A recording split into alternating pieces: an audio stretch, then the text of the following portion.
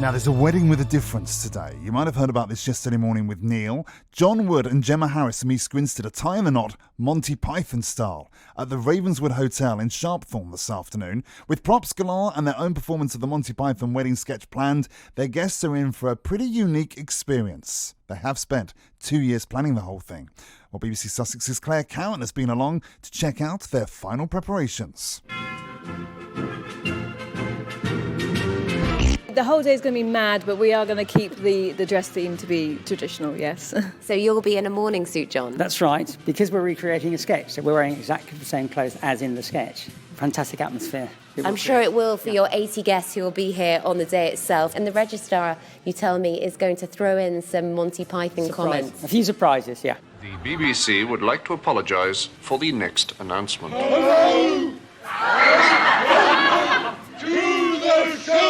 Well, it certainly looks as though we're in for a splendid afternoon sport in this, the 127th Upper Class Twit of the Year show. What I love is the sign that's a work in progress at the moment as your guests arrive. It's St. Looney up the cream bun and jam. So it's just a crazy church that the Python sketch, Pythons did. So we just kind of recreated a church sign to represent. As if people are arriving at that church. He's not the Messiah, he's a very naughty boy. Do all your guests know exactly what's going to be going on, or are they going to be sort of turning and running away? Actually, that's one thing that's funny. Most people have no idea what Monty Python is. They don't understand it at all. There'll only be a very small number of people that will understand all these little detailed, advanced jokes. It's funny, isn't it? Never mind that, my lad. I wish to complain about this parrot. What I purchased not half an hour ago from this very boutique. Oh yes, the Norwegian blue. What's wrong with it? I'll tell you what's wrong with it, my lad. It's dead. That's what's wrong with it. Now, we've come into this beautiful room here, which is where the dancing will be taking place after you've sat down and had your meal. Yeah. Let's just talk about the meal. Well, the starter will be salmon mousse, and that's going to make a lot of people giggle when they hear that, because it's a reference to the moose that kills everybody at the end of Meaning of Life, the movie. And then as garnish, we obviously have to have spam. What you got then?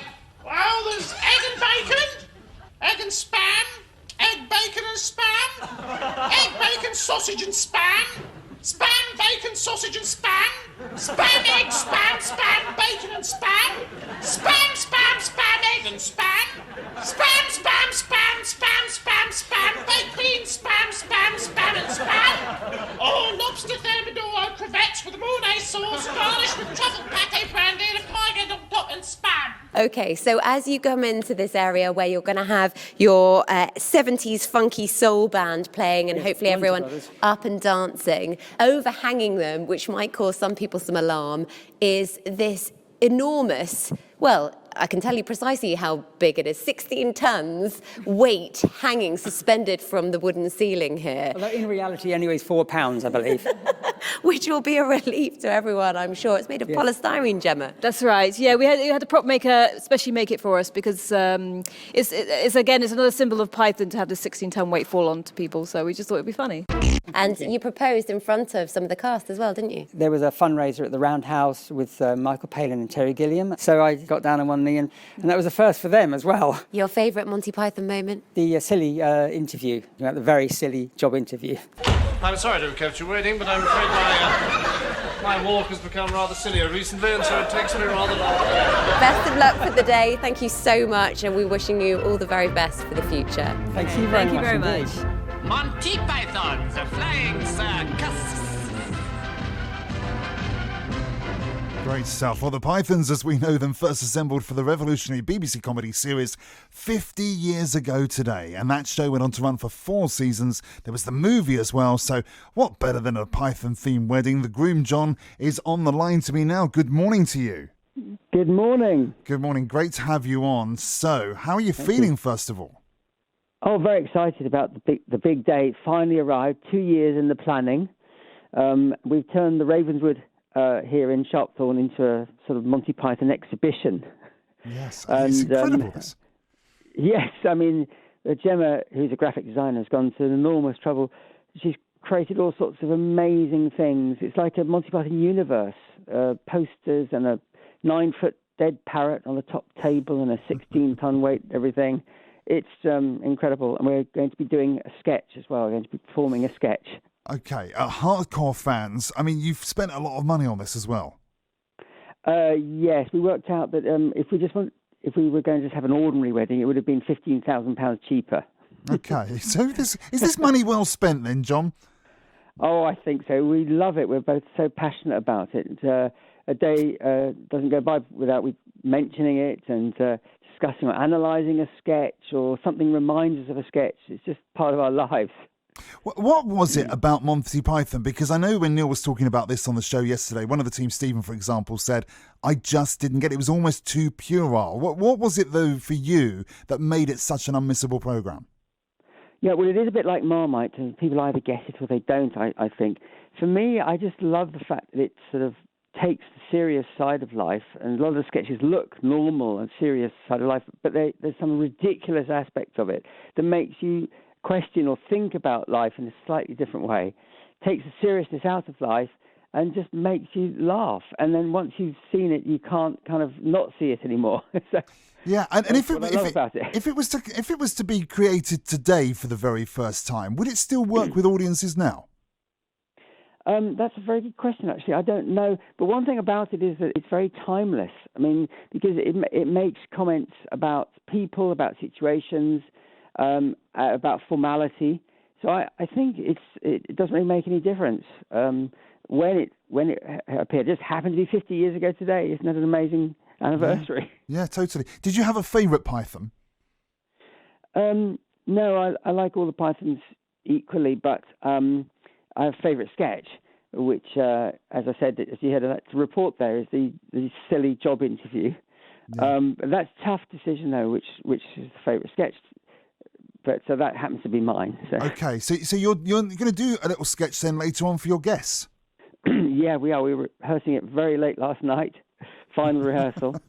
You see, most people would be... I mean, I'm trying to think. The night before I got married, we had a quiet meal together and we were both quite nervous.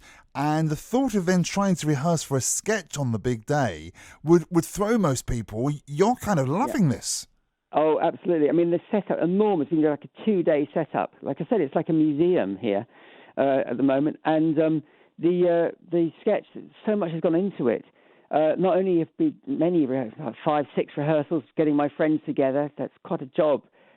Busy lives we lead, etc. And this was the final one. But in addition to that, we had to do a bit of VT. We had to film something to recreate the sketch exactly. It's the buying a bed sketch, because these newlyweds have just got married and then they go into a bed shop and obviously now they need to buy a bed. It shows them running through fields. Terry Jones, the groom, is carrying Carol Cleveland, the bride, through the field. For some reason he's carrying her through fields, through Ealing Broadway, which was shot in 1969. So we created it shot by shot. And we ran to the exact same street in Ealing Broadway into what is now Marks and Sparks. And that's what the audience is going to see after the ceremony. Directly after the ceremony, they will watch the film we've made of me running into Marks and Sparks, and then I come into the room, which we've transformed into a bed shop. I love it. It's mad, isn't it? It is totally mad, but I love it. Did you invite any of the original cast? No, but I simply let them know what's happening here, all this trouble we've gone to, and how much we love it all, with a sort of summary of everything that is here on display and the sketch and so on. And I got a lovely reply from Michael Palin.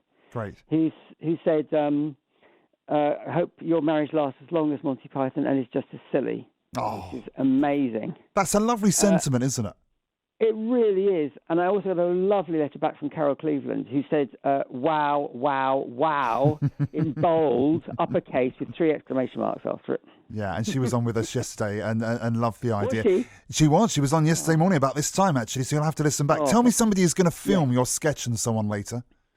Oh, yes, we've got a wonderful videographer and wonderful photographer. It'll be recorded to the hilt, and so we'll send you some pictures if you like. Please do. We would love those. Send us the video, send us the pictures, whatever. We want to see those. Now, tell me, lastly, the honeymoon. When this is all done and you collapse in a heap this evening, what happens with the honeymoon? Please tell me it's not Monty Python themed. It is Monty Python themed. You knew it was going to be. What have you got planned?